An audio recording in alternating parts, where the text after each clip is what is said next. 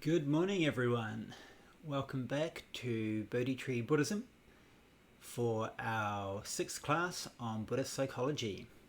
So, I'm Matthew Osborne. I'm tuning in here from Taiwan.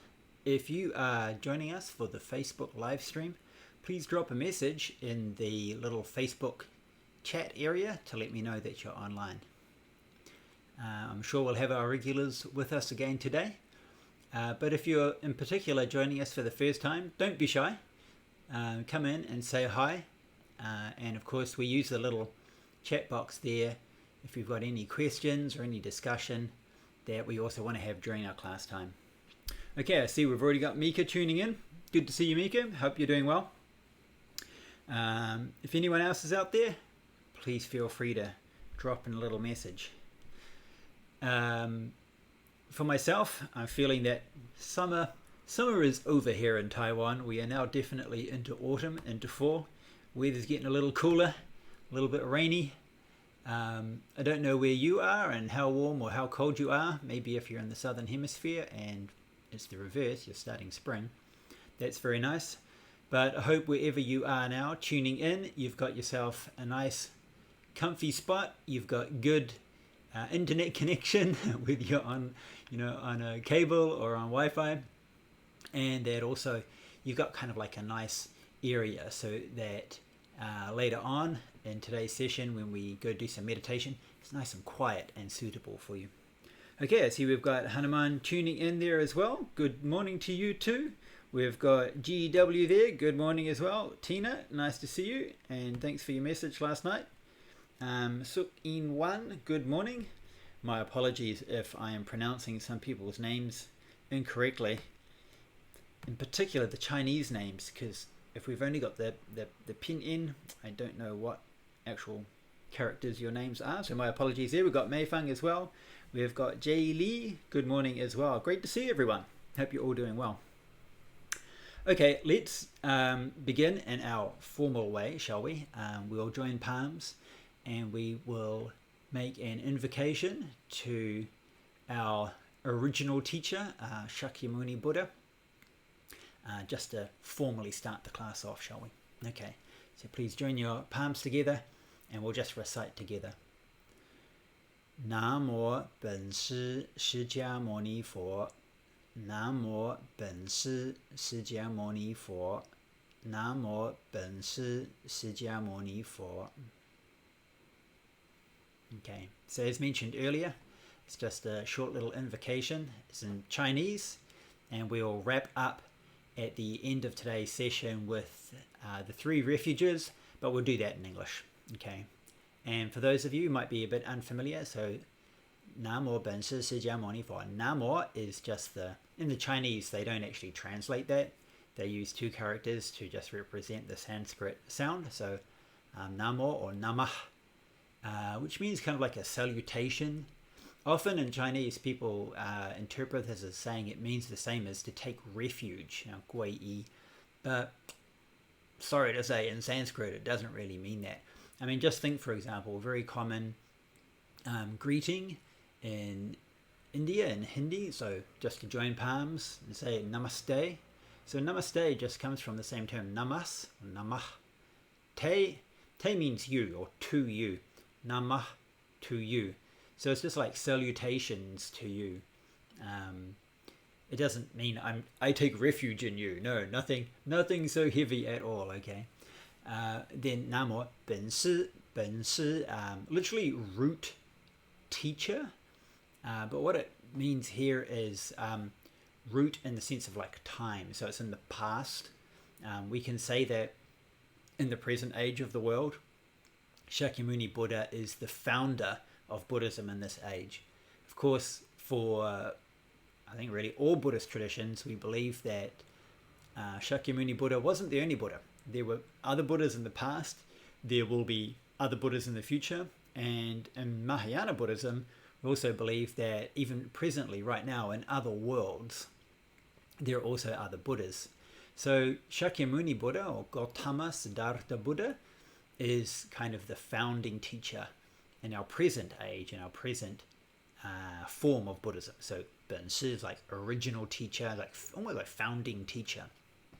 And then 释迦牟尼 is again not really a translation in Chinese, it's a phoneticization of the Sanskrit term Shakyamuni. Now, you might think, well, 释迦牟尼sounds a little bit like it, not too much. But remember, when those terms were first rendered into Chinese, it's like almost 2,000 years ago. And language shifts. The sounds change in certain predictable ways. You can study that. You can study philology. But that's where it comes from, basically. 释迦 in present Mandarin, in very old pronunciation, is like Sakya. And you can even see that if you know some of the southern dialects. Maybe even some of you tuning in today, I'm looking at your names and thinking, those names certainly sound like they come from the south part of China. And, say Cantonese, for example, it's not si, it's sik. And the jia is also ka, so sikka, moni. So Shakya was the Buddha's clan. Moni means like sage. It usually is translated as silent one. And then the last character, 4, is Buddha. And again, you might think 4 doesn't sound like Buddha. Again, in ancient times, that character was pronounced Buddha. So Buddha. Okay. Spent a little too long on that topic, but anyway, it's always helpful to know what we're saying. Okay, and I see we've got a couple of other people tuning in. We've got Eric there, and we've got Henry. Good morning to you as well. Good to see you joining us. Actually, I shouldn't apologize for explaining that, because that's one thing that I found when I started as a novice monk. That was a long time ago now.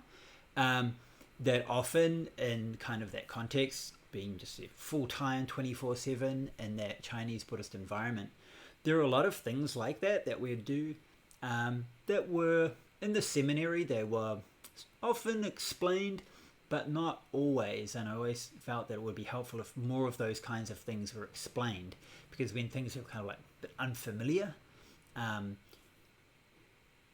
it's hard to really get into them. We've talked earlier about doubt as a hindrance to meditation. We talked about this last week. And in my mind, that kind of falls into that category. You might go to some Dharma group somewhere or some other group, and they might have some particular practice.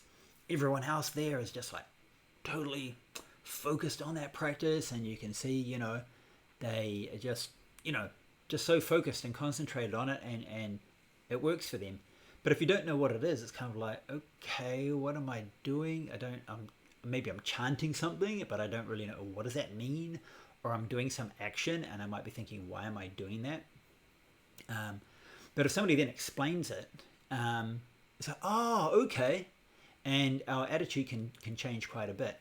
And that's a bit like doubt, because doubt, not in the sense of like, I don't believe it's true, but in the sense of like, I'm not really sure what this is, right? So doubt is kind of the opposite of surety, confidence. Like, oh, okay, yeah, I know what this particular practice is. I know what it means. I know why I'm doing it. So I can commit to it. But if we don't, we kind of hang back a bit. So that's why I like to try to explain these things to those of you who perhaps it's a little bit unfamiliar. Okay, so today we are continuing on with our 6th class on Buddhist psychology.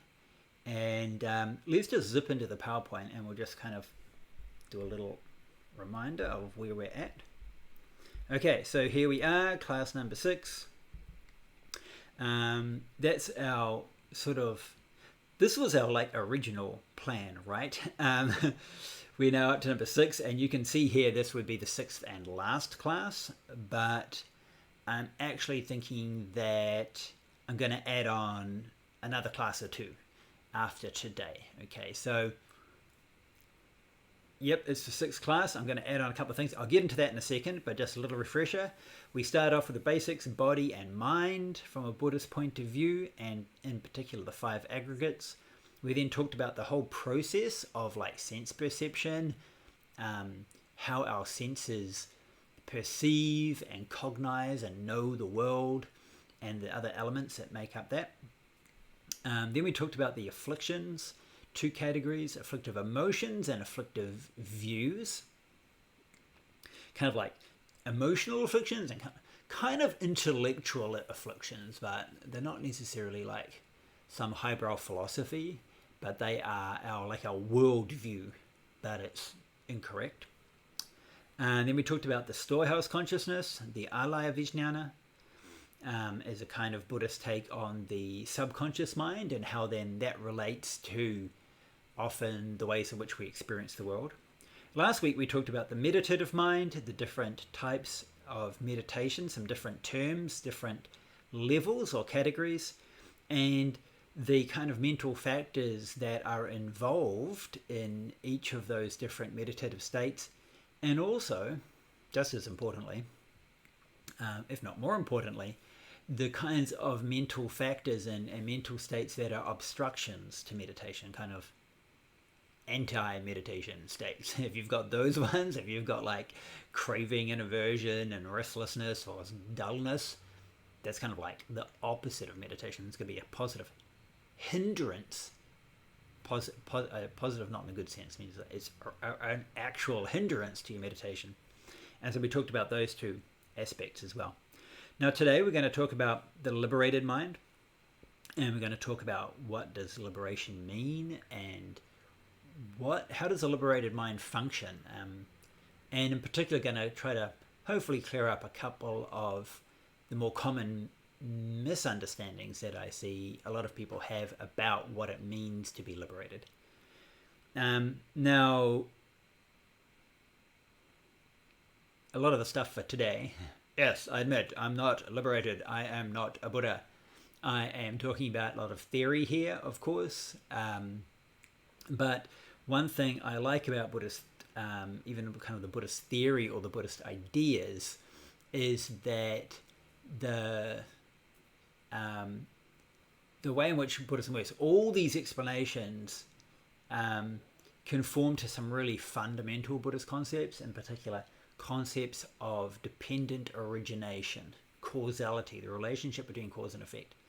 And so some of these concepts, even if we haven't necessarily experienced them for ourselves, if we understand the basic principle of cause and effect, which is something that we can empirically observe, not necessarily in its entirety, but we can empirically observe and see for ourselves. And then based on those principles, we can kind of come to a working understanding of what liberation might be. So we're not just asking somebody, when we talk about liberation, just like, well, just believe it like this. Why? Because that's what it is. We can kind of work from first principles, if I can kind of use that Descartesian type term. If we understand the principles, we can see that like the explanation of liberated state of mind, it totally conforms to that. So that's going to be today. Now, as I just said like 5 minutes ago, we're going to throw in a couple more other classes as well afterwards, just because, well, at the moment I've got a lot of other things going on. People are throwing lots of work at me and lots of things I need to get busy with. And so we'll do a couple more classes and then we might have a bit of a break before I start up a bit later. But I want to add a couple more classes because if we just finish today, then the break time is going to be pretty long and I don't want it to be that long. Okay, so that's the basic concept for now. Okay, we've got a couple more other people tuning in. Hello, Venerable Rukai, good to see you joining us there. And also Terry, good to see you as well. Hope all is well with you. Okay, so let's jump on into our material for today. Yeah, PowerPoint's a bit boring today, I'm afraid. I'm back to just kind of texty PowerPoint things. Okay, the liberated mind. So first question, when we talk about liberation, now, again, we've got this English term that we have various other forms of connotation attached to it. So let's just take a step back and talk about some of these terms in some of the older, more established Buddhist languages. So I use the term liberation usually to translate the term moksha or vimoksha. You can see these terms, moksha, vimoksha, that are pretty similar, right? They're very similar. It comes from a root munch, which means kind of to like untie something. So if you imagine something's like tied up or bound up or tangled up, and then you are undoing that. So in Chinese, jie tuo, jie also, wow, like any Chinese character, it's got a big range of meaning. Jie is also used to untie something. So if you like jie kai, so if you've got like a knot and you want to untie it, use jie. Of course, the term jie is also used for understanding, like liao jie. But the metaphor is also in there as well. It's like when we understand something, we've kind of opened it up, untied it. And then that second character there, tuo kind of, an example would be like a snake shedding its skin. So like pulling something out of something else. Tuo, like if you like dislocate, if you like dislocated like a joint in your body, that's also like naga tuo or tuojie, it's like popped out. So you've got the sense of untying or pulling something out of something else. So you can see the kind of connection there. Now, it's interesting to note both of these kind of work they're kind of a bit metaphorical. They're kind of then saying that our present situation is a state of being bound or being tied.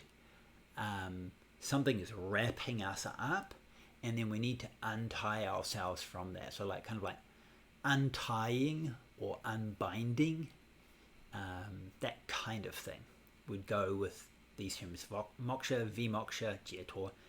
Now, between moksha and vimoksha, v just kind of means to separate something. So moksha already has a sense of untying, and then vimoksha kind of untying and then separating out of that thing. So that's one of the most kind of common terms here. Now, it comes from kind of a similar root, but not entirely the same as the English word liberation.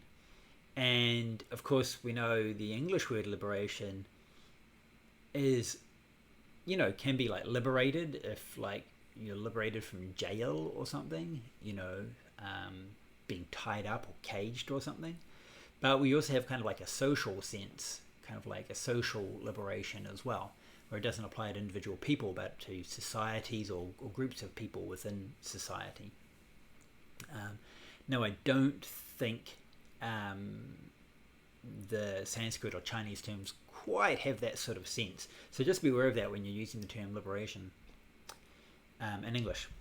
Another very important term, of course, is awakening, sometimes often translated as enlightenment. I'm not a big fan of the English term enlightenment in Buddhism, partly because in English and Western thought we have like the Enlightenment period. It was like a whole social period of learning and kind of also connected with like Renaissance, so the rebirth of certain forms of knowledge. So a lot of the medieval European thinkers rediscovered Greek thought, in particular Greek thought often through Arabic and Islamic culture as well, and it's created this rebirth, changed a lot of views and a lot of fundamental principles in philosophy. But in particular because the terms Bodhi or Sambodhi don't really mean enlightenment. They come from a root meaning to wake up. So awakening, I think might be a bit better. So we've got the term Bodhi, same root, of course, for the word Buddha. Sambodhi just kind of strengthens that. In Chinese, we have Jue, which also just basically comes to wake up. Juexing, wake up. Wake up and get out of bed. Juexing qi right? And we also have another important term there, Wu. Now, sometimes Wu just used by itself, sometimes used like Kai Wu. And that is where the very well known in English term satori comes from. And that's in particular through the Zen tradition. So the Chan schools and kind of the more later Chinese Buddhist schools will often use the term Wu, in particular Chan school, Zen school. Now, these are just two terms. There are lots and lots of other terms as well, and we don't really have time to go into all of those. But these are just a couple of the key ones, and I'm going to use these two in particular because I think they're the most representative of two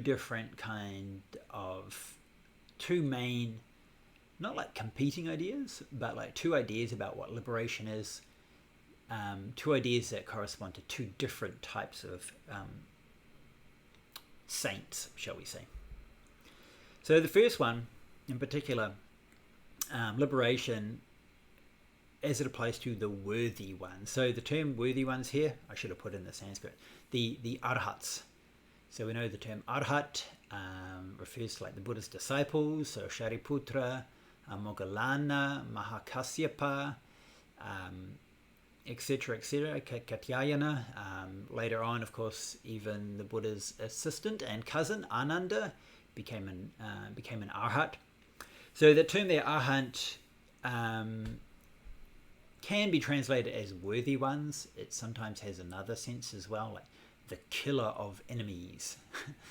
Wow, that's a pretty aggressive term, meaning they're the ones who have destroyed the afflictions. So arihanta. But I think worthy ones sounds better. And why are they worthy? Basically because they have freed themselves, they've liberated themselves from the afflictions.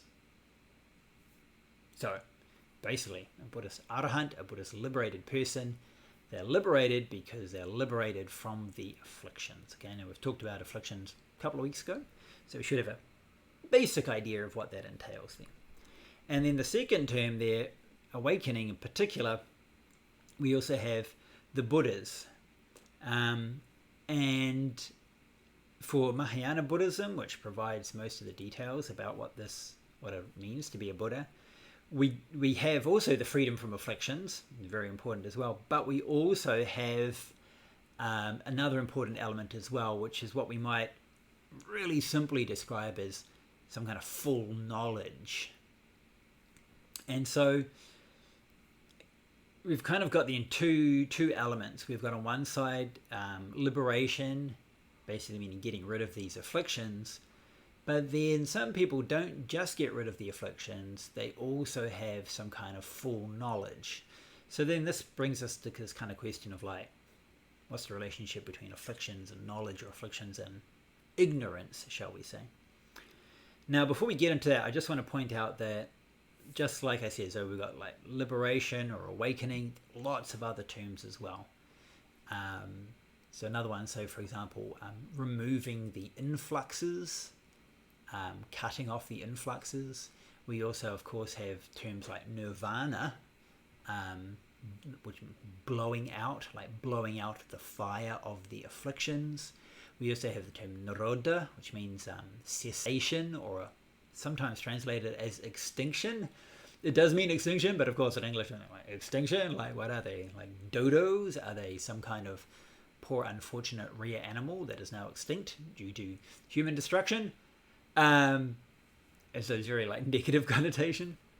So we've got lots of other terms as well, and a lot of these terms, like particularly in earlier Buddhism, they kind of they do have like different senses, different like emphasis, but they're kind of used pretty across the board. You can refer to that person as liberated or awakened, or someone who's cut off the afflictions, or someone who has reached cessation, or somebody who has reached nirvana. But it's only a bit later with the development of Buddhist thought that these kind of different ideas get really hard edged definitions, really like technical definitions. And when that comes in, that's when we start to see more of a hard distinction between the arahants, the worthy ones, and the Buddhas. Whereas if we look at like the really earliest Buddhist literature, we don't really see that much of a hard difference between the state of a Buddha and the state of some of the Buddha's disciples, or at least the Buddha's great disciples like Venerable Shariputra, Mahakasyapa, and so forth. So just kind of be aware of that. Different Buddhist schools and traditions over time give different emphasis on different terms. So if you're having a discussion with someone, there's, online Buddhist discussion forums, people arguing about what terms mean. Just like chill out. In different times, things mean different things. Just keep that in mind. Remember, even definitions of terms are impermanent. Okay, so how are we going there? I'm just going to pop back and see if there's any questions or anything at this point. Okay, question there from Mika. Knotted snake unknotting itself. It's like knotted, and then it's also...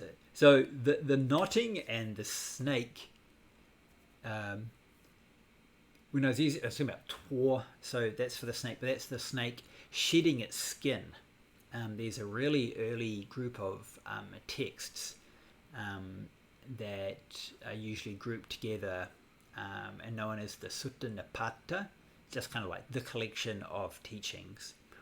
And in at least the Theravadan compilation of those really early teachings of the Buddha, if I recall correctly, the first one is called the snake, and it gives the metaphor, use this metaphor over and over again, of the snake shedding its skin. So this metaphor is actually used in, there's a lot of cultures that use this metaphor. Kind of the idea of shedding a skin is kind of like a rebirth, shedding off the old and becoming something new. So that's kind of one sense of twa in Chinese, to shed off your skin. But in the Sanskrit side, well, you can use it for moksha as well. But usually the more common metaphor is something's being tied up and then it's untying itself. So one of another common term for the afflictions is bandha, and bandha is literally like ties, and you tied up, like handcuffed or whatever. And so liberation means untying those knots and making oneself free. So the snake shedding its skin and untying a knot are two different metaphors. It's not a snake that's tied in a knot. It'd be pretty uncomfortable for the snake.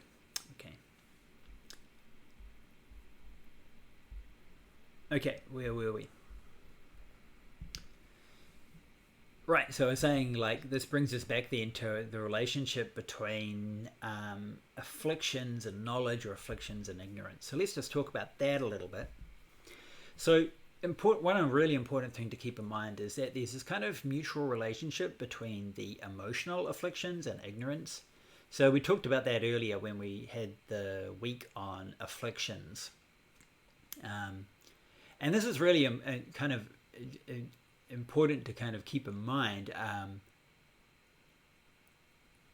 If we think about, say, the Four Noble Truths model, so we've got dissatisfaction, we've got the cause of dissatisfaction, which is the afflictions.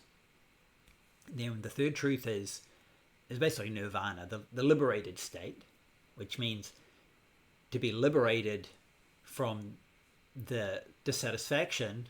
But in order to be liberated from dissatisfaction, you have to be liberated from the afflictions. So it means a state freed from afflictions, which implies also then free from dissatisfaction. That's the third truth. And then the fourth truth is the path, or the way to get to that liberated state. So it's the methods that you use to get rid of the afflictions, and by getting rid of the afflictions, you get rid of the dissatisfaction. Now, I think in some of the later traditions, they want to talk a lot about what's the liberated state like, and what does it mean to be a Buddha, or what does it mean to be a liberated Arhat or whatever. But without talking about, what does dissatisfaction mean and what do afflictions mean? Because these things are defined based on each other. And so it's really important that we, if you know clearly what the afflictions are, then it's much easier to understand what it means to be liberated and how to get rid of them. And on the affliction side, we got two aspects, right? We talked about the emotional afflictions, like craving, aversion, jealousy, pride. And then we've got this other side of things as well, which is kind of this ignorance. And that can include things, for example, like a view of self, like always viewing the world in like a self-centered view as it relates to me. And why is that ignorance? Because it assumes the existence of a me. Like there is a substantial, real, solid me that I can then talk about how things relate to me. But the ignorant side, in addition to that, can also include wrong understandings of why things happen. So one of the big ones would be, rather than seeing things as being dependently originated, which means when there's different conditions in place, they will lead to different results. But rather it might do something like, it might say that all phenomena, all things that happen in my life, in the world, are all due to one thing, like a singular cause, for example. Classic example is kind of like some like singular, unchanging creative power. So everything that happens to me, good or bad, for example, is created by God. In the Buddhist point of view, it's incorrect. All these things that happen to me all have their own very specific and different reasons. Okay, so I'm getting a bit off topic here. So the relationship then between the emotions and ignorance is that these strengthen and reinforce one another. So sometimes we might say like something. Let's say, I don't know, you might like some kind of music, some particular genre of music.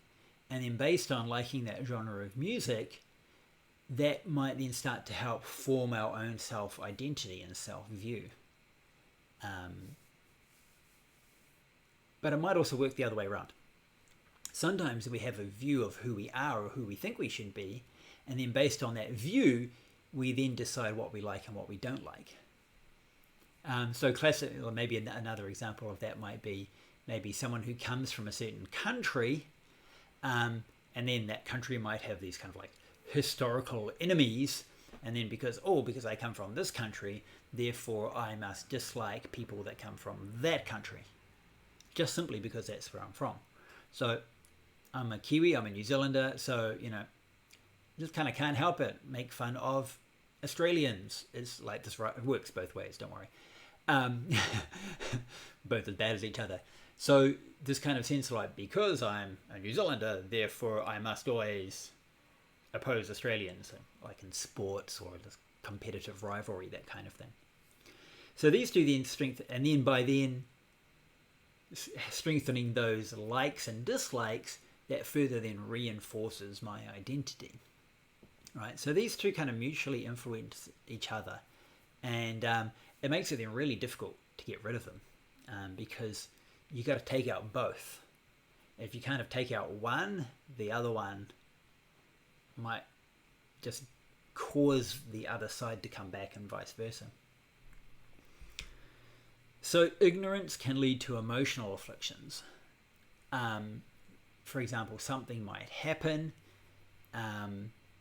and we might think that is, okay, so like what happens? I'll think of like a contemporary political example. So this idea,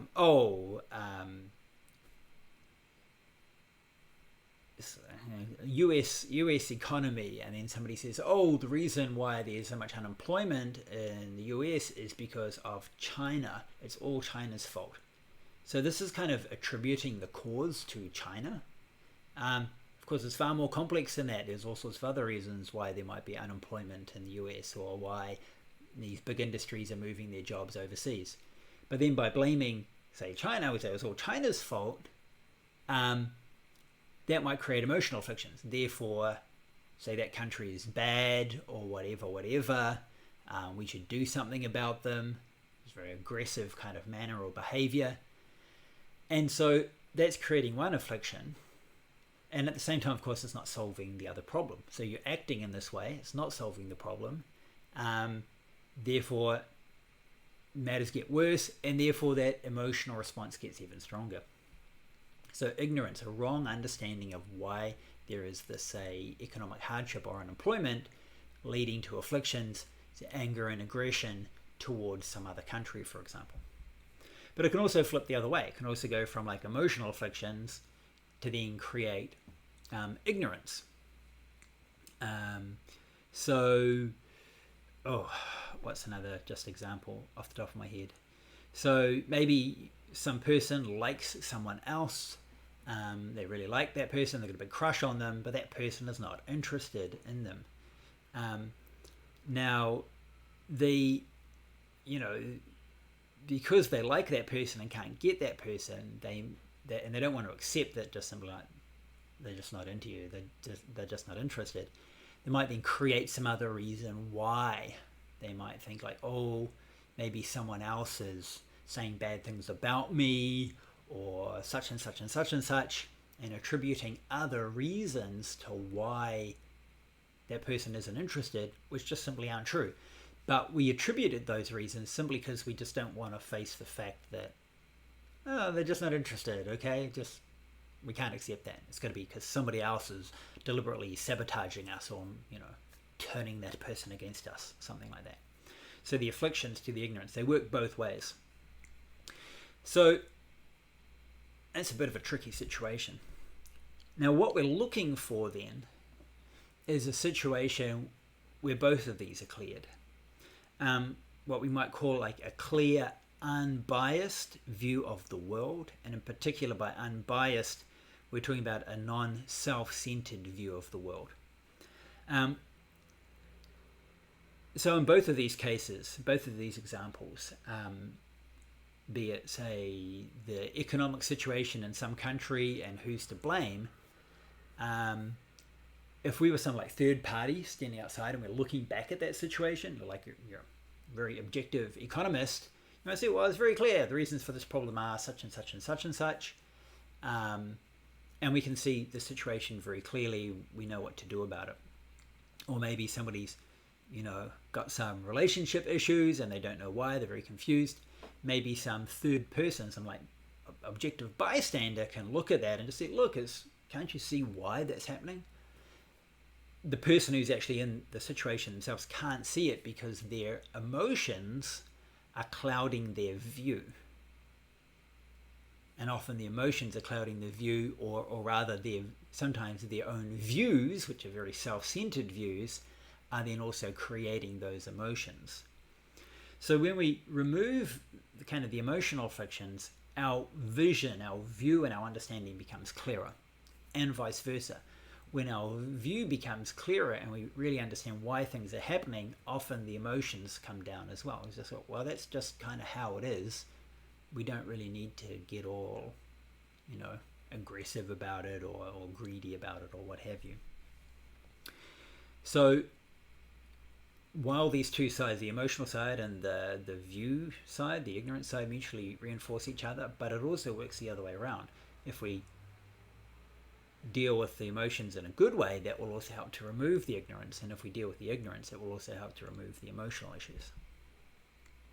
So then the question is, what's left? Let me just zip back in a sec and see if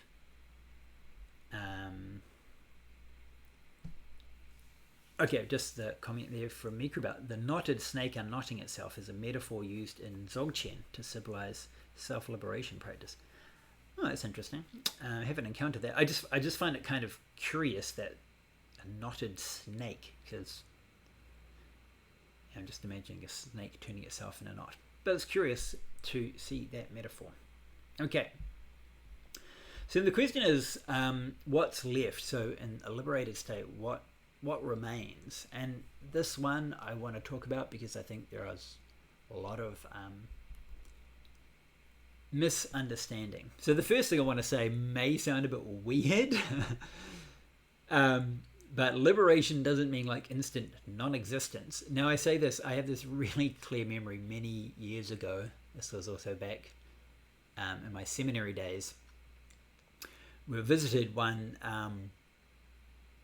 weekend by a young man. He was probably about the same age as me, who was studying at a Christian seminary, and he asked about Buddhism, and he kind of, I can't remember his exact words, but basically he seemed to think that, like, so the Buddha is meditating under the Bodhi tree, and when he attains awakening, it's suddenly like, boom, he just like, boom, disappears.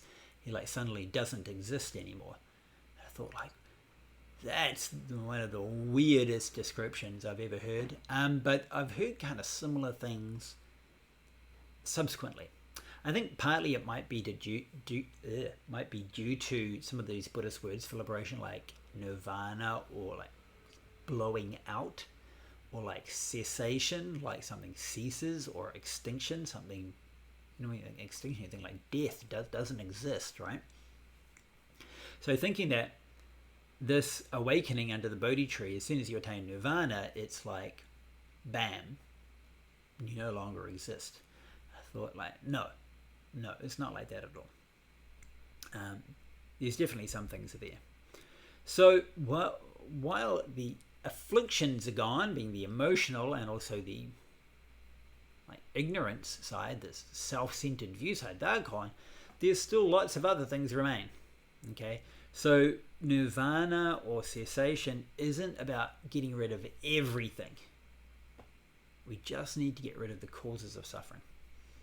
So what have we got left? Well, we've got the physical body, for example. The Buddha's sitting there and under the Bodhi tree, he becomes the Buddha. In terms of his physical body, probably not much changes. He's a couple of hours, a day or two older. That's it, all right? So the physical body remains. And you could argue, of course, that not only does the physical body remain, but just think, if we didn't have like these emotional afflictions and that kind of thing, if we didn't have that stress, if we didn't have anxiety and worry and all these problems, not only would your body remain, it would probably be healthier than before, right? Good, totally emotionally stress-free body. That sounds pretty good. Cognition continues. So, remember that cognitive process. We have our eyes, we have different shapes and forms, we see things, right? We have seeing. We have hearing. We can hear things, smell, taste, touch things. All that continues. That does not at all change, right? Because there's nothing wrong, there's nothing afflictive, there's nothing unwholesome about seeing or hearing or smelling or tasting or touching or thinking. We still have the senses, the sensations, the feelings, right? Now, this one's even more critical one, because sometimes people think like, oh, so the Buddha doesn't have any happiness or doesn't have any like pleasure or pain. No, that's totally still there, because again, there's nothing afflictive. Painful sensations are not afflictions. Pleasant sensations are not afflictions. Neutral sensations are also not afflictions. So those experiences just continue to, they're still there. Now, this kind of misconception even took place in the Buddha's time. And there's one old teaching of someone who kind of comes up to the Buddha and he says, like, seems to have this misunderstanding, and basically says that, like, well, the Buddha's lifestyle is just this painful lifestyle because of, he's like, he has his 3 robes, he has his bowl, he lives out in the forest in the wilderness, and he says, like, oh, the king, can't remember which king he was talking to, this king's life must be the happiest life because he's got all the food and all the entertainment and all that kind of thing, and he's got all the wealth. And the Buddha corrects him and says, no, not at all. And the Buddha says,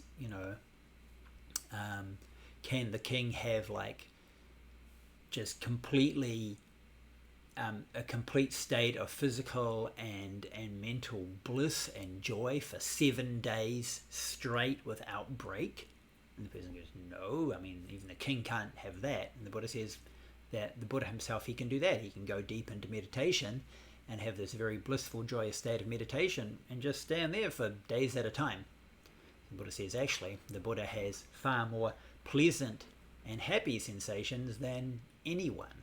Now this is a really interesting point. So we have to be clear, pleasant sensations or unpleasant sensations are not afflictions. And I think part of the confusion comes about when people talk about Buddhism as the middle way, and say, often they'll say like, it's the middle way between pleasure and pain. And therefore they think like, therefore if I have pleasure then it's wrong, or if I have pain I'm wrong, and I've got to keep in this kind of like neutral feeling. Don't be happy and don't be sad. But it's not really the middle way between pleasure and the pain. It's the middle way between chasing after pleasure and chasing after pain. And it's actually the chasing after that's the affliction. So if the king, for example, is like, maybe he's a real hedonist. He just seeks pleasure. It's not the pleasure that's the problem, it's the seeking. That's the karma, that's the affliction, it's craving. And you might also have the non-Buddhist ascetic, who is deliberately like kind of afflicting their body, stay out in the freezing cold, or in front of the hot fire in the middle of summer, or jump into freezing cold water. It can also include things like, self-flagellation, whipping yourself, thinking that by whipping yourself and punishing yourself, it will make you more holy, it will make you shed attachment to the body. But that's chasing after pain. So it's not the pleasure and the pain that are the problems. They are not the afflictions. It's the chasing after. Right? That chasing after, that movement toward or away, that's the basic definition of what a volition is, which is volition, is basically karma. That's the affliction. That's the problem there. It's not feeling pleasant feelings or painful feelings. So those remain. And we could even say again, as I said, not just as the physical body remains, but the physical body would be even healthier than normal. Likewise too for sensations. Not only would we still have different sensations or feelings, but in fact we're probably more likely to have pleasant feelings. Simply because pleasant feelings are a result of wholesome states of mind. We still have perceptions and concepts. We can still see things and say, this is a cup of coffee, this is a camera, this is a laptop computer, this is a book, this is my mother, my father, my sister, my brother, my husband, my wife, my children, my friends. You probably wouldn't perceive things as my enemies, because you wouldn't have any aversion against them myself. You wouldn't perceive them as enemies. You might know that they think you're an enemy, but you wouldn't have that feeling back to them yourselves. So perception states change as well. And again, not only do perceptions remain, but once we've eliminated these like self-centered views, once we've eliminated emotions, our perceptions and concepts are not being distorted, right? As we always do. As we common afflicted people always do. We're constantly subtly distorting things simply because that's how we want to see the world, right? So our perceptions and our concepts, our understanding of things would actually not only remain, they would become clearer and more accurate, like I just said earlier, like an unbiased, non-self-centered, non-ignorant centered view of the world and how things work. So all these things remain. And also, of course, non-afflictive emotions. Now you may note here that like these five are actually just the five aggregates, right? Basically the five aggregates, they're all still there. The only part is the fourth aggregate, right? Those volitions, which I sometimes call emotions, volitions or formations, some skatas. Part of those are gone. The afflictive parts, the craving, aversion, jealousy, pride, those gone. But there are also some other emotions that can remain. We can still remain and retain, for example, loving kindness, compassion, generosity, the intention to want to help people, the intention for the well-being of ourselves and others. But even then, they're going to get like they'll be like purified form, rather than like a slightly ego-influenced kindness to others, where we might be doing a good deed and kind of hoping we get the recognition, or maybe thinking I do a good deed and later on they'll owe me a favor. Those things are gone. It's really this totally selfless altruism that will remain. So pretty much, after liberation, we've only removed these afflictive states, and the others not only remain, but because they're no longer being kind of distorted and hindered and harmed by the afflictions, they'll actually kind of, shall we say, improve in quality. Our bodies will probably be more healthy. Our cognitions and perceptions of the world will be clearer and more accurate, right? We'll have sensations. They'll probably be more good sensations. So just sort of like, just if you're a regular meditator, you just kind of feel better. When you're really worried about things, you feel worse. So by getting rid of those worries and distresses, those pleasant sensations, and it's not like pleasant sensual sensations, it's just feeling good in general, that will also increase and develop. And then the non-afflictive emotions will also remain and strengthen. So, liberated sages are not zombies. That's the quote for today's class. The Buddha isn't some mindless zombie. Neither are arahants. They don't suddenly like, I am liberated, my mind has shut down, or like some kind of like robot. They're not like that at all. They still have feelings and emotions and whatever. It's just the afflictions that are gone. Ignorance is gone. Okay, how are we going? Any other questions coming through? So I got to flip back over here. Okay, let me see. We've got a couple of questions here. From Hanuman, interesting metaphor. It is an interesting metaphor. Okay. Next one there. Okay, this is kind of off topic. Okay, we'll read it out anyway. I'm not... Oh my goodness.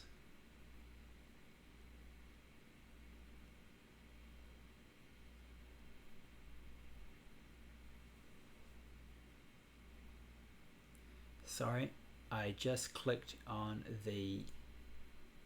I don't know if this is going through. I just clicked on the Chrome browser and then the whole thing disappeared. That was really not at all good. I hope I can get this back in time. I am just starting up the browser again. I do not at all know why that happened. Hope the whole thing hasn't crashed. Oh dear, why did that happen?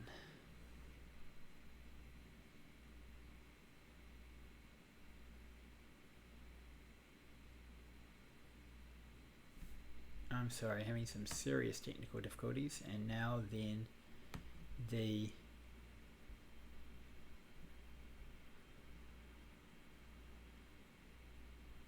I don't know if you are okay. Are you getting the live stream coming through? I hope it's still coming through. There might have been a big disruption and going offline there for a minute or two. I'm back here and it still seems to be streaming live, so hopefully all is not lost. And I'm just gonna continue back then with Mika's off-topic statement. Okay, in the non-dual language of Dzogchen, various mental afflictions are seen maintained by active delusion. The natural state is pure and clear in itself, so there's nothing wrong with the snake, but due to countless lifetimes reinforcing delusion and other unwholesomeness, it has tied itself into infuriatingly complicated knots. The meditation and other practices relax and unfold these knots, therefore liberating itself of itself. Okay, yeah. Oh my goodness, it just crashed again. I'm very sorry about this. My Chrome browser keeps crashing and I am not sure why. I'm trying to get it back here. I'm just going to go through because there are a number of other comments as well. Oh dear. Yeah, this isn't good. I haven't had this problem before. Okay, whatever the case, because I'm recording this and then I'm also putting this up on YouTube, so hopefully we can at least have you get to the YouTube page later on. Okay, I'm getting the browser back now. I think it's just, I don't know why it's doing this, and it might do it again. I certainly hope it doesn't.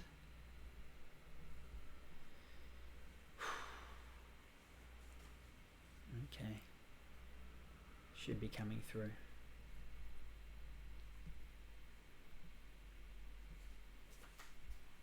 Okay, I think it's coming back now. Okay. But the fact that it's done this several times does not, it's just crashed again. Okay, I'm not at all sure why, and if it continues like this I might just, is it coming through uninterrupted? Okay. Okay, for some reason it's uninterrupted, but on my side the browser keeps crashing. So I think maybe the best thing is I'll just continue on with the class, and because every time I want to pull them up and look at your questions, it's falling apart.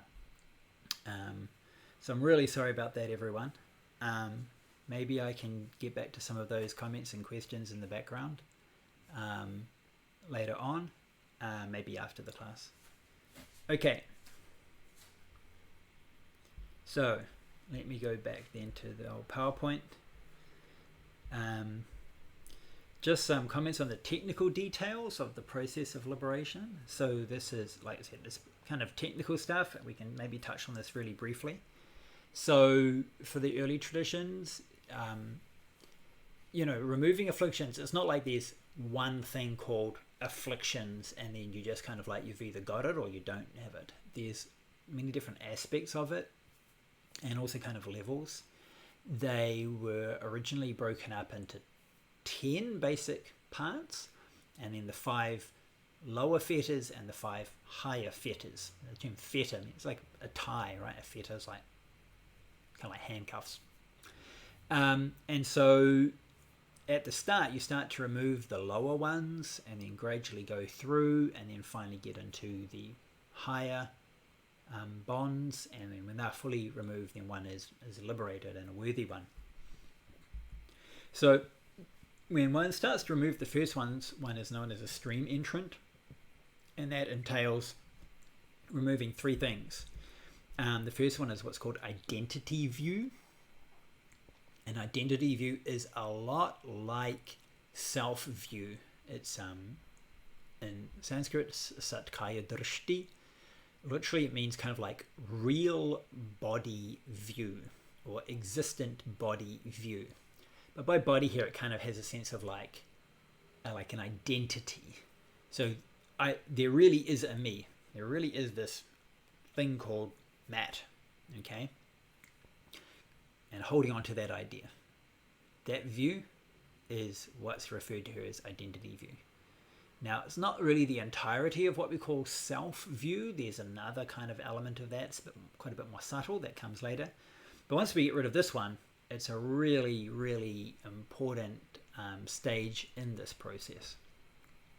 Also at this time, one gets rid of clinging to ritual. Now, again, this is often misunderstood. People then think it means like just like they wouldn't practice any ritual. But the point here is not just clinging to ritual. The point isn't so much about just ritual, but it's the belief that some particular ritual can lead to liberation, that through a ritual alone one can lead to liberation. And we got to put this again in context of ancient sort of Indian religion and philosophy. So particularly like, say, a Brahmanic sacrifice, that by having the sacrificial fire, by making offerings into this fire, I can obtain some result in terms of liberation. That's this external process, right? The key thing is that liberation is really internal. It's dealing with the mental states. So by then getting rid of the view of self, right, a view of a self, an identity view, we then realize that the real problem is internal, and these external behaviors aren't liberating in and of themselves. Now, that doesn't mean that a ritual is always useless, because often rituals associate and combine external behaviors with inner practices and behaviors as well. And in that sense, they can still be quite beneficial. I think often people take it a bit to an extreme as well, and just sort of like, any ritual is totally useless, and any Buddhist that do ritual is completely useless or a waste of time. That is really making things far too kind of simplified and not looking at kind of the bigger picture. And then another element that is removed is doubt. The reason for this being, well, remember, doubt isn't just doubt in general, it's doubt about the teachings. Once they get to this level, they realize and see for themselves, right, the real problem is self-view, and this things really happen due to this process of dependent origination. And by getting that far, we realize, by following the practices, following the teachings, it can lead to liberation. And now I have a greater confidence in the efficacy of Dharma practice. Second stage is a once returner, and a once returner doesn't eliminate entirely any particular affliction, but they reduce to afflictions. And what are those afflictions? They are, by the time one gets to a never returner, they get rid of desire realm craving, so craving for sensual objects, and also aversion for sensual objects. So the never returner removes these. The once returner just kind of reduces them. Now, the desire realm is kind of the regular realm that we live in. And remember, once we go beyond the desire realm, we have effectively entered into the realm which is the same kind of mental states as the dhyanas, right? So once one gets to kind of this level, not only is one, effectively one is really easily able to get into meditative states, into dhyanas, because they don't have the things, the cravings that keep us in the desire world that maybe you or I have. But then it also means that when their physical body dies, that they won't have desire that brings them back to the regular realm of human beings, the desire realm world. That's why they're called a never returner. But they still can have rebirths because they haven't removed all the afflictions.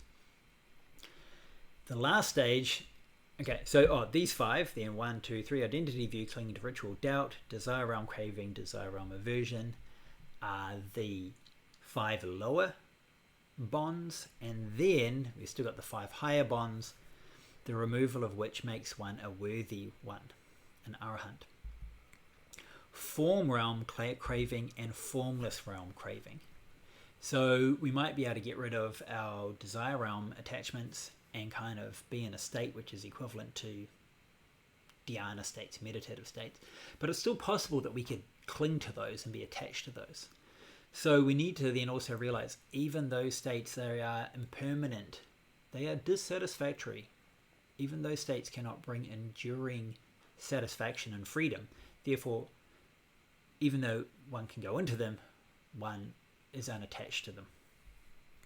For the form realm and even higher, the formless realm, one has removed fully agitation and excitement. Remember, agitation and excitement was one of the 5 hindrances to entering into liberation. One has removed conceit, and we can call this self-conceit. This is a kind of a more subtle level of identity view. So at this point, identity view is kind of like a view. It's like a constructed, I am this or I am that. This is my body, this is me, and so forth. Conceit is a much more subtle level, and it works in this kind of unconscious way that we still might have behaviors that me, you, that kind of thing, the making of these sorts of distinctions. So it's a far more subtle level known as self-conceit. Now, conceit in English might not be the best word. It's related to also a comparison. So that's why I say it's related to like me versus you, and making this distinction and this comparison or differentiation between them. And finally, ignorance. Now, more specifically, ignorance here means ignorance with regard to dependent origination. So we are now able to see that all these things happen due to causes and conditions. With different causes and conditions, they lead to different results. More specifically, bondage and being trapped in cyclic existence and the dissatisfaction and pain that comes with that is due to having afflictions. These afflictions include the different emotions, which some of which are removed earlier, but some of them are more subtle. And by removing those final forms of ignorance that make us unable to see dependent origination and to see why we have these problems in the first place, by removing that, one has removed ignorance and has reached a state of knowledge. Now, up until this point, these four later on would become known as the Shravakas, so the disciples of the Buddha. Technically speaking, they should also include the Buddha as well, but then later on the traditions would say that the Buddha's state of awakening is all the above. We can put that just under the category of full wisdom, right? Removal of ignorance, but also all of these other things, and also full compassion. So note, these ones here, for example, none of them really talk about compassion or loving kindness. It might be helpful, compassion might be helpful to get rid of aversion, but just so long as you don't have aversion, you're fine. You don't necessarily need more compassion than that. But to be a Buddha, you do. It's not enough to just get rid of aversion and get rid of these other afflictions.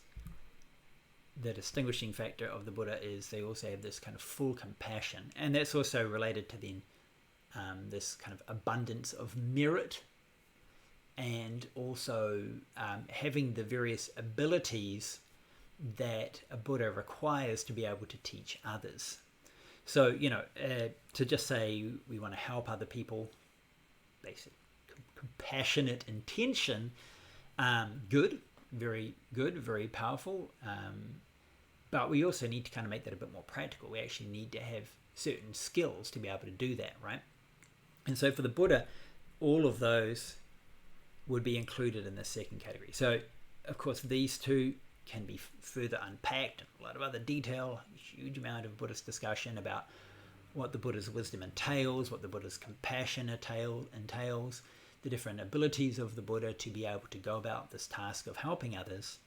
But for now, I'm just going to keep it in this very kind of like simplified sense. Two basic categories: full wisdom, all the ones that come before, the same as the Arhats, and also this other really important aspect of the compassion, and it's practical. It's backed up by actual ability to be able to do things for the sake of others. Okay, that, looking at the time, is about all we're going to cover for now. I'm just going to pop out to the screen. I am going to open up the browser and hope it doesn't crash on me. Apparently, the video is still coming through on your side. Maybe I can see some comments. Not crashing so far so good. Okay, some comments there from GW. I feel embracing suffering as a price to pay to reach our goal is another way to view liberation. Affirm that there is suffering and embrace it as part of life. Well, yes and no. We've got to acknowledge that there is suffering, and it's there. But there's quite a difference between just saying, well, there's suffering and it's their part of life, and so we don't need to do anything about it. is not the same as, yes, there is suffering in life and there is something we can do about it. Now, I think there are some other religions that kind of take that first option, sort of like suffering, it's part of life.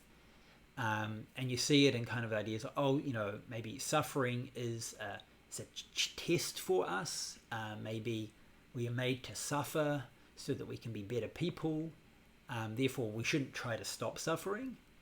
Now, that can be very useful in some ways because it means that we are able to accept it, and acceptance is, of course, really important. Suffering is bad enough, but not being able to accept it makes it worse, because then we kind of have suffering, and then the non-acceptance and the rejection creates even more tension. But ultimately, Buddhism isn't saying we should just accept suffering. It's saying you can do something about it. There's reasons why you have it, and there are things that we can do to get rid of it. Now you've used the term holy suffering. Now remember, I don't know if we did it in this class or an earlier class. Okay, we've got the 4 noble truths, or the 4 holy truths. So the truth of suffering doesn't mean that suffering is holy. The whole holy or noble part of the 4 noble truths is not the truths are noble. Those first 2 truths are not noble at all. They are samsara. They are the problem and the cause of the problem. The noble or the holy refers to the people that understand them. So for wise people, which means holy people, sagely, saintly people, they can truly see and know what suffering is and the causes, but also they also know what to do about it and have reached a state that's free from it. Regular people, so non-noble, non-holy or wise people, don't really understand suffering, and they don't really understand the causes. So there is that kind of distinction there. Now on my screen, it's got a little see more button, and so there's more of your comment. I'm not going to push that because I think it's going to push that my browser crashes. So I'm sorry. I'm going to read this and get back to you after class today. Okay. Hanuman saying, can still see and hear me. You're still okay. Well, I'm glad. I'm sorry. You're just sitting there watching me kind of freak out in the middle of class. Oh well. I'm glad that it didn't crash. I was afraid I was going to lose everything. Another question, was there a standard type of personality type of the liberated person suggested in the scripture? Yes, there are.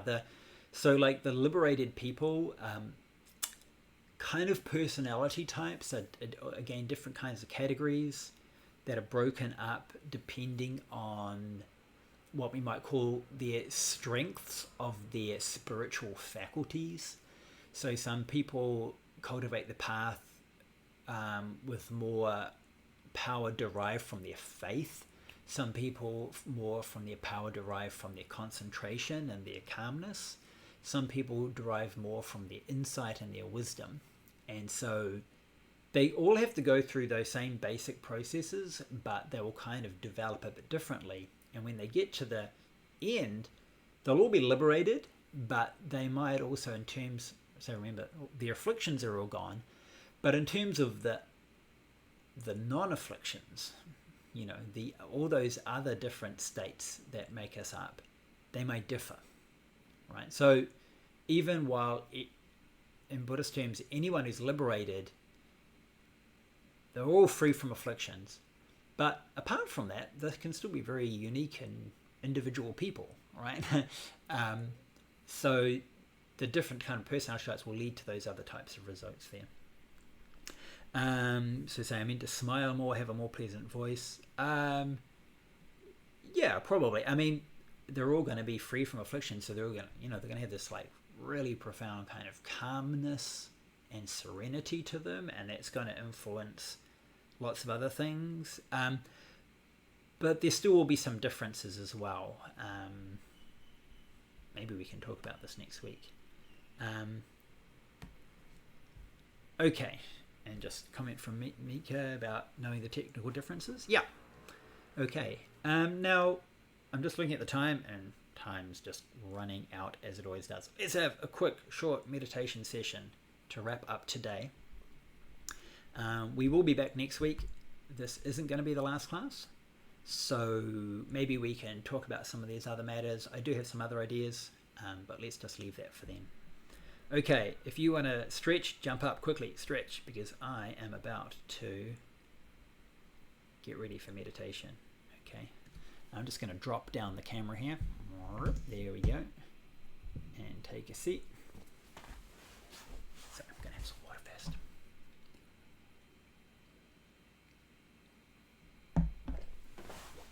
Okay, everyone.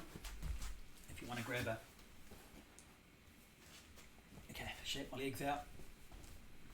Take a seat. Okay, try to get comfy, everyone. Hope you've got a good meditation space for today. Just do some real basic stretches. I think if you're going to sit, you don't have time to stretch properly. A couple of crucial ones. I go side to side and I go up to open up the chest. That helps you sit up straight so you're not slouching forward. But also you might want to lean forward, stretch out the back as well. You can go over the sides.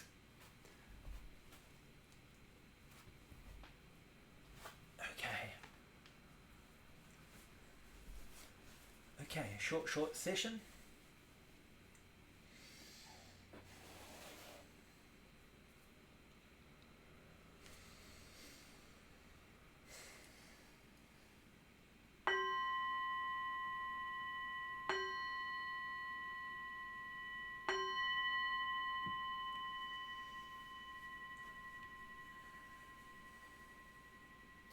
So double check your posture, making sure you are upright and alert, but also relaxed. You can take a couple of nice deep full breaths in, breathing out all the way.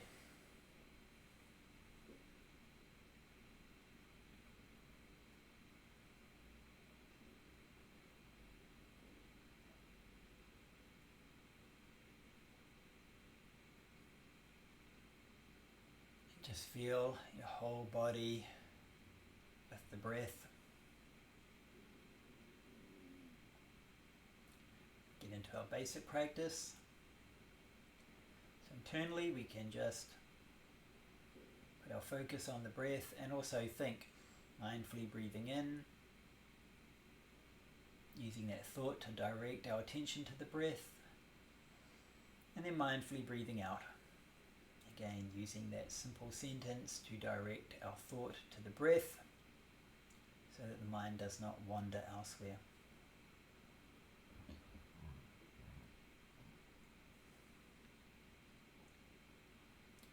Mindfully breathing in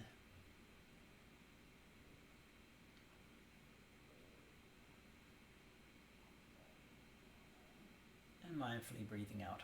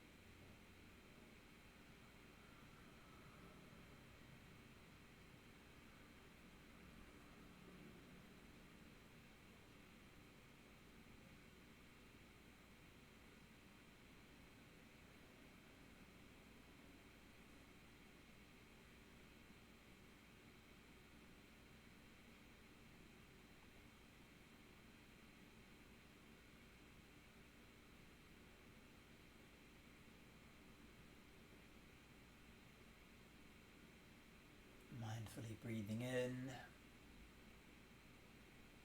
experiencing the whole body. Mindfully breathing out, experiencing the whole body.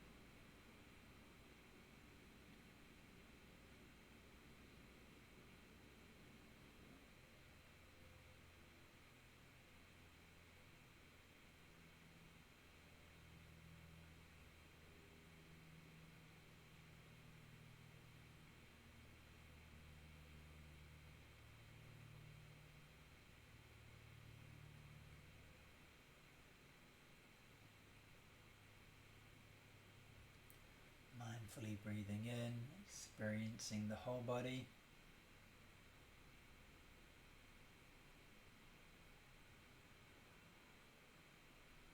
Mindfully breathing out, experiencing the whole body. Just use that thought to constantly direct your attention to your breath.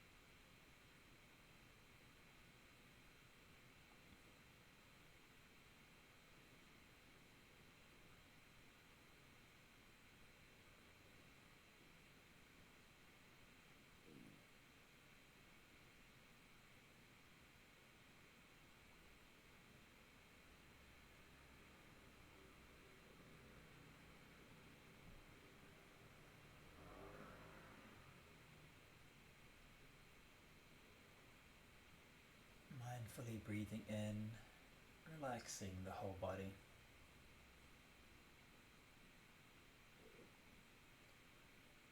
Mindfully breathing out, relaxing the whole body.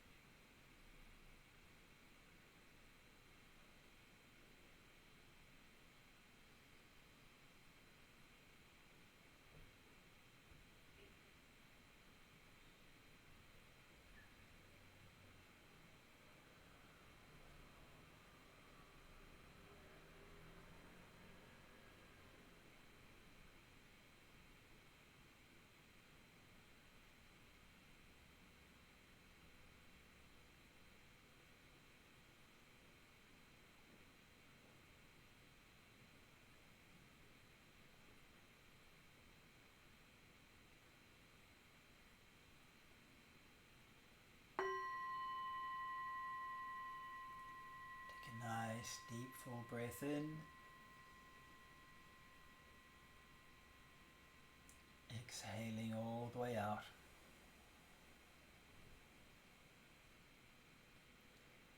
Rock your body left to right, stretching around the waist. You can roll your shoulders, stretch your neck. Stretch on up.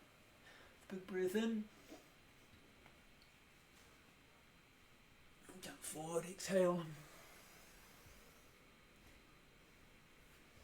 Left into the right, back to the center, inhaling up,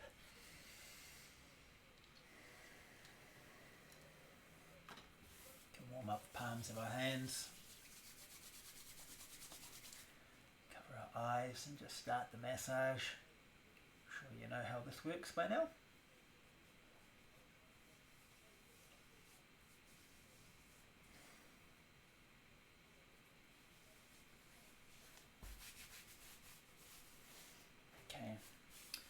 Short session today.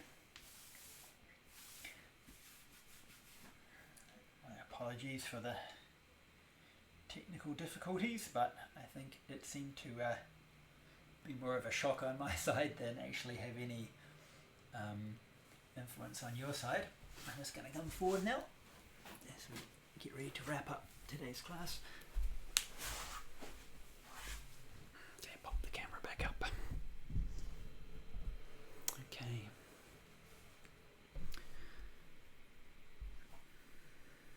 Okay. How are you all doing out there? Hope you're all doing well after that little session. So as I said at the start, originally today was going to be the last class and a little break, a couple of weeks, and then some new, as yet undecided set of classes, but just due to my own circumstances on this side, I think I'm going to do another couple of weeks, and we'll continue in the Buddhist psychology vein, and I think we'll probably have a little more detailed look at some of the different mental states and use some of the Abhidharma systems to talk about those states, from what are known as universal states of mind, wholesome states, unwholesome states, afflictions, and just kind of go through these and look at them in a little more detail. And I think it's quite valuable to just kind of have that basic understanding. Our own emotions and our own mental states are something we all have to live with, like every day, all day. But it's very seldom something that's taught to us. We're just kind of expected to know these things, or it's not taught in the schools. I think people used to think that those would be taught in religion, but not everyone has sort of compulsory church attendance these days. We're not like the 18th century or something. And so a bit of understanding about the different mental states that we have can go a long way. So I think that's what we'll probably do for the next class or two. So keep on tuning in, same time, same place, same channel, and I hope to see you all then. Now, just to wrap up today, we will finish off with our dedication. So if you'd like to join your palms together, and we'll recite. I go to the Buddha for refuge, vowing that all sentient beings shall realize the great path and aspire to the supreme state of mind. I go to the Dharma for refuge, vowing that all sentient beings shall deeply enter the collection of teachings and attain wisdom like the ocean. I go to the Sangha for refuge, vowing that all sentient beings shall unite and lead the community in harmony without any hindrance. So thanks everyone for joining us, wherever you may be in the world. I hope that you're doing okay. I hope that you're staying safe and looking after yourself and your family and your friends and those around you. And I hope that today's class has been of benefit to you, and in turn, by being in benefit to you, it can be of benefit to all sentient beings. Okay, take care, everyone, and we'll see you again next week. Bye bye.